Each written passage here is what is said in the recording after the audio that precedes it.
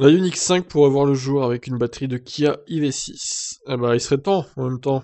Moi, j'ai jamais compris pourquoi il y avait une différence de batterie alors que c'est le même groupe, quoi. Dans ses déclinaisons haut de gamme, la Ioniq 5 est dispo avec une batterie de 72,6 kWh de capa utile.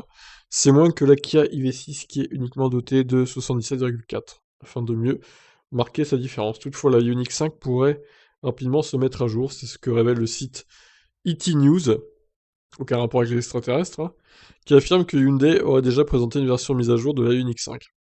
Et c'est donc notamment au niveau de la batterie que le crossover européen marquera la diff avec la précédente mouture.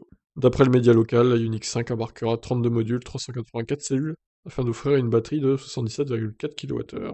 Similaire à celle de la Kia EV6 et sans nul doute de la prochaine Ioniq 6 ou Genesis GV60, cette batterie devrait offrir à la Ioniq 5 une autonomie à peine plus généreuse. D'après T-News, l'autonomie homologuée en Asie passerait de 423 à 490 km. Au-delà de la montée en capacité du pack, l'efficience de cette nouvelle monture serait aussi améliorée grâce à une mise à jour logicielle, les aides à la conduite et les différentes fonctions de la voiture auraient aussi fait l'objet d'améliorations qui seront accessibles via le système de mise à jour à distance. Aucune date de présentation de cette version retouchée n'a été avancée. Déjà une mise à jour de la batterie, elle est récente hein, la voiture pourtant. Une pensée pour ceux qui l'ont acheté, qui ont moins d'autonomie que la nouvelle. Du coup, pour la revente, c'est pas terrible, mais bon.